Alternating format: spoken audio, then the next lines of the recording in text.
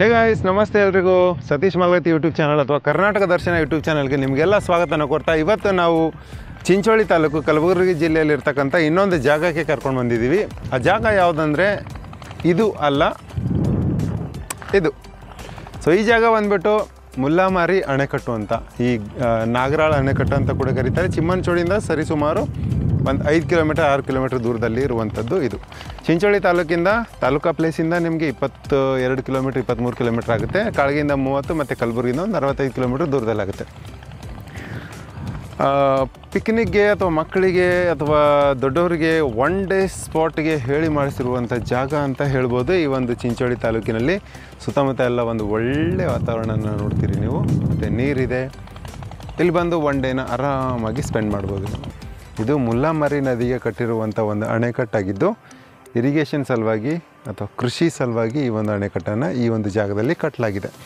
So ಈ ಒಂದು ಅಣೆಕಟ್ಟು ಬಂದುಬಿಟ್ಟು ಕಲಬುರಗಿಯಿಂದ ಸುಮಾರು 65 ಕಿಲೋಮೀಟ್ರ್ ಆಗುತ್ತೆ, ಅಂದರೆ ಗುಲ್ಬರ್ಗದಿಂದ, ಮತ್ತು ಕಾಳಗಿಯಿಂದ 30 ಕಿಲೋಮೀಟ್ರ್ ಆಗುತ್ತೆ. ಹಾಗೆಯೇ ನಮ್ಮ ಈ ಚಿಂಚೋಳಿ ತಾಲೂಕಿಂದ ಸುಮಾರು 23 ಕಿಲೋಮೀಟರ್ ದೂರದಲ್ಲಿದೆ. ಸೊ ಸ್ವಚ್ಛಂದವಾದಂಥ ಇಲ್ಲಿಂದ ಆ ಬೆಟ್ಟದವರೆಗೂ ನೀರನ್ನು ನೀವು ನೋಡಬಹುದಾಗಿದೆ. ಗೆಳೆಯರೆ, ಮುಲ್ಲಾಮಾರಿ ನದಿಗೆ ಕಟ್ಟಲಾಗಿದೆ. ಈ ಮುಲ್ಲಾಮಾರಿ ನದಿ ಮುಂದೆ ಹೋಗಿ ಕಾಗಿಣಾ ನದಿನ ಸೇರಿಕೊಳ್ಳುತ್ತೆ. ಕಾಗಿಣಾ ನದಿ ಮುಂದೆ ಹೋಗ್ಬಿಟ್ಟು ಭೀಮಾ ನದಿನ ಸೇರಿಕೊಳ್ಳುತ್ತೆ ಹೊನಗುಂಟದ ಹತ್ರ. ತದನಂತರದಲ್ಲಿ ಆ ಭೀಮಾ ನದಿ ಮುಂದೆ ಹೋಗ್ಬಿಟ್ಟು ಕೃಷ್ಣಾ ನದಿಯನ್ನು ಸೇರಿಕೊಳ್ಳುತ್ತೆ.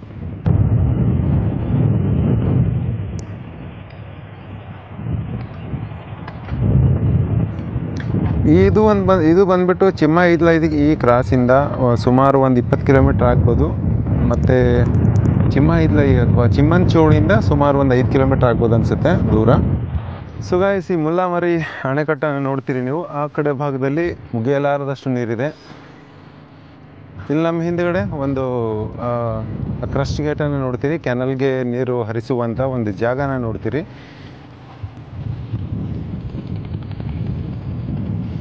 ಸೊ ಬನ್ನಿ ಆ ಒಂದು ಕ್ರಸ್ಟ್ ಗೇಟನ್ನು ನೋಡೋಣ ಈಗ.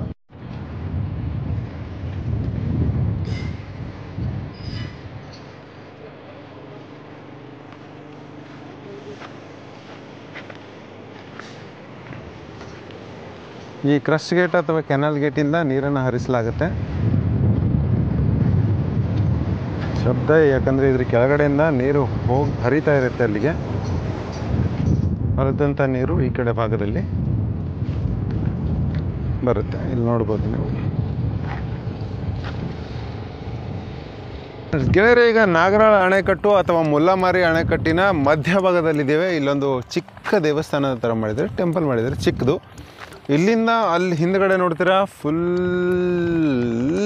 ನಮಗೆ ನೀರು ಕಾಣಿಸುತ್ತೆ ಈ ಭಾಗದಲ್ಲಿ. ಯಾಕಂದರೆ ಜಾಸ್ತಿ ಹರಿವು ಈ ಕಡೆ ಭಾಗದಿಂದ ಇರೋದ್ರಿಂದ ಇಲ್ಲಿ ನಮಗೆ ಅತೀತವಾದಂಥ ಪೂರ್ತಿ ಅಲ್ಲಿವರೆಗೂ ನೋಡ್ಬೋದು, ಲಾಸ್ಟ್ ಕೊನೆಯವರೆಗೂ ನಮಗೆ ನೀರು ಕಂಟಿನ್ಯೂಸ್ ಆಗಿ ಕಾಣಿಸುತ್ತೆ. ಹಾಗೆಯೇ ಈ ಕಡೆ ಭಾಗದಲ್ಲಿ ಒಂಚೂರು ತಗ್ಗು ಪ್ರದೇಶ ಇರೋದ್ರಿಂದ ಇಲ್ಲೂ ಕೂಡ ನೀರು ನಿಂತ್ಕೊಳ್ಳುತ್ತೆ. ಮತ್ತು ಆ ಕಡೆ ಭಾಗದಲ್ಲಿ ಈ ಕೆನಲ್ ಮುಖಾಂತರ ಮಾತ್ರ ನೀರು ಹೊರಗಡೆ ಆ ಕಡೆ ಇರ್ಬೋದು, ಬಹುಶಃ ಗೊತ್ತಿಲ್ಲ, ನೋಡೋಣ ಹೋಗಿ. ಬಟ್ ಹಿಂದೆ ನೋಡಿದಂಥ ಒಂದು ಕೆನಲ್ ಮುಖಾಂತರ ನೀರು ಹೋಗುತ್ತೆ. ಸೊ ಈ ಕಡೆ ಅತೀತವಾದಂತಹ ಒಂದು ನೀರಿನ ಆಕಾರವನ್ನು ನೀವು ನೋಡಬಹುದಾಗಿದೆ.